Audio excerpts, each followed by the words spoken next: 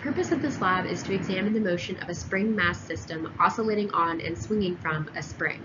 The forces involved are the weight force, which will be 0 in the x and z directions, and negative mg in the y direction.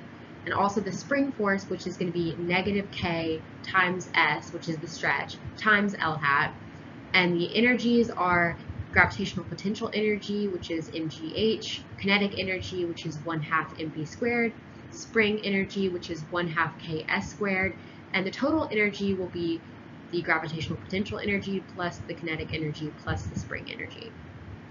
Also, the momentum principle, or Newton's second law, tells us that the final velocity will be equal to the initial velocity plus F net over m times delta t, and the position update formula can use that final velocity to get the final position. And as we can see from this main result, it looks like as delta U spring is high, delta U grab is low, and delta K is also oscillating as the mass speeds up and slows down. However, delta E total is going to be about 0 the entire time. It should theoretically be exactly 0 the whole time. Here is the video of the mass swinging. So the mass is 0.402 kilograms. The length of the spring is 0.7 meters. The period of oscillation is 1.519 seconds. And from that we can tell that the spring constant is 6.88 newtons per meter. And from that we can get that the unstretched length of the spring is 0.127 meters. Our initial conditions are 0 seconds for time, x is negative 0.111 meters, y is negative 0.663 meters, and the velocity is 0 meters per second because it starts to rest. So I'm going to go through the code. So the first thing you need to change is the ball mass, which is going to be 0.402 kilograms, and that's given. And the next is the ball position, which you can get from tracker. And then the initial ball velocity, which is going to be 0 because it starts from rest. And then change the acceleration due to gravity, which should be 9.8 meters per second squared. And then you can get your spring constant from your period of oscillation.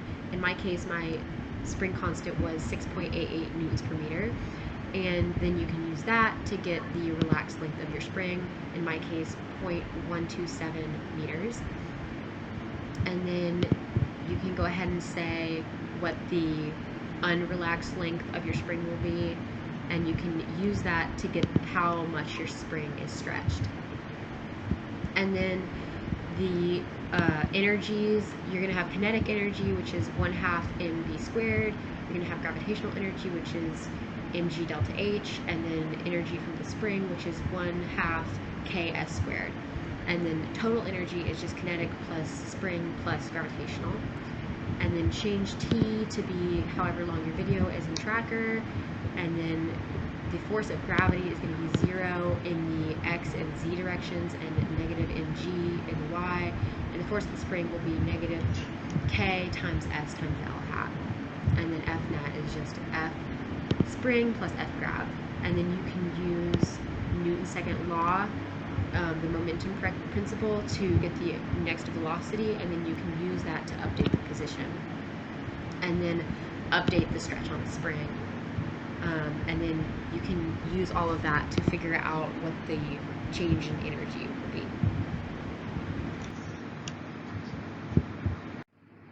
So here is the computational model running and the graph of change in energy versus time.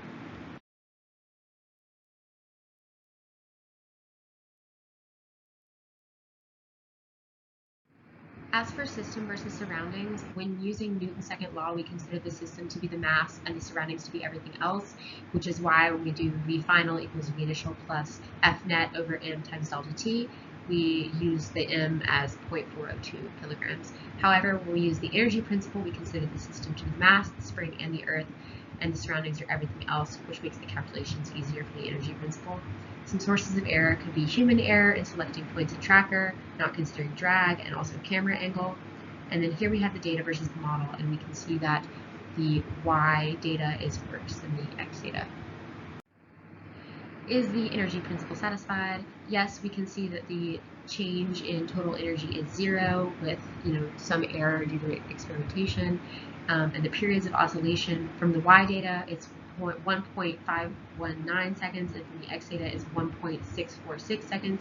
And that's because we have two different oscillations going on, one being the conical pendulum, and that's our X, and then one being the spring oscillation, which is our Y.